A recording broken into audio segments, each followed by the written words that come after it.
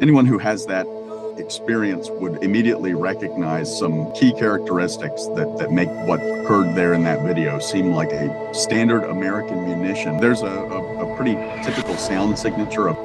On 17th of October 2023, a bomb hit the Al-Ahli Baptist Hospital in Gaza City in the besieged Gaza Strip, causing unprecedented carnage. Gaza authorities say at least 500 people were killed in the attack and many hundreds more wounded. Both Israel and Hamas deny responsibility. The Middle East Monitor spoke to Dylan Griffith, a weapons expert and US Army veteran of the Afghanistan war, who gave us his take on the key claims made by Israel. Claim 1. Israel was not responsible for the attack.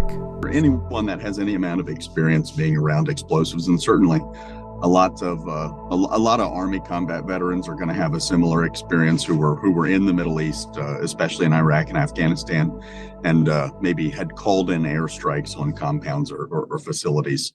One of the most common munitions in use there is going to be a JDAM. A JDAM is a guided or unguided aircraft-fired munition.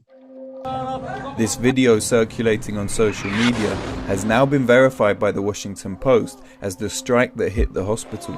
Anyone who has that experience would immediately recognize some key characteristics that make what occurred there in that video seem like a JDAM.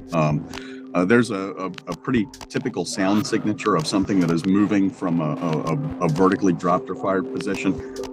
Someone had posted a video contrasting the two of a compound in Afghanistan being struck by a 1,000-pound JDAM, I think, and then this video.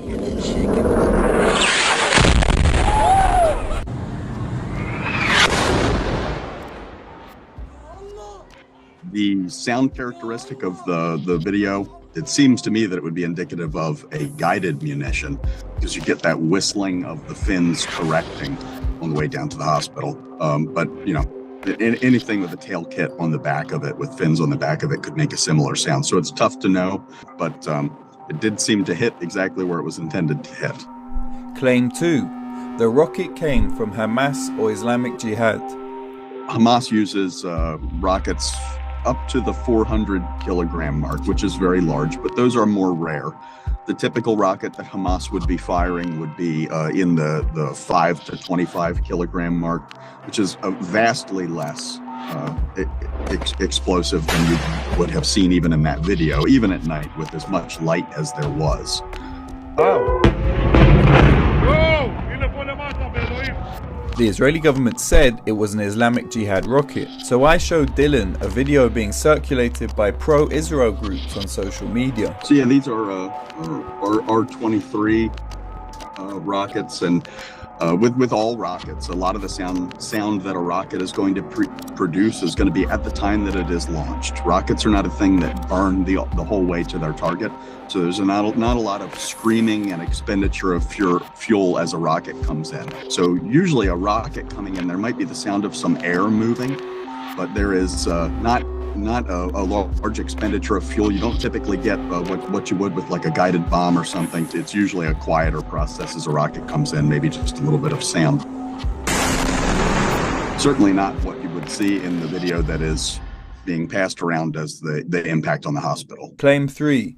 The Hamas rocket failed in the air, and that's why it landed on the hospital. Usually when a rocket fails and falls to the ground, there's a bit of an extended explosion period, because the fuel will combust over a period of time, and the explosives that are in there will ignite in a fashion that was not as intended. So not warhead first necessarily. It's a bit more of an extended type of an explosion.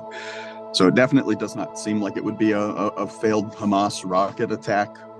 It doesn't have any of those characteristics to me, but it certainly does look like a standard American munition, the likes of which we have sent at this point thousands to Israel to be used for explicitly this kind of purpose. I have it on my account somewhere in a video of those coming into Israel off of a C-71, something like 300 to 400 2,000-pound JDAMs going into Israel. And then shortly after that video, there is an increase in the number of videos that we had seen coming out from the Gaza Strip of large penetrating bombs.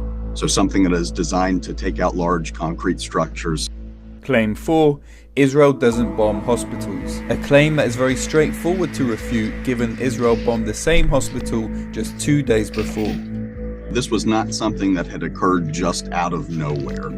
The previous day, the people in that hospital had been warned by the IDF that the hospital was going to be struck.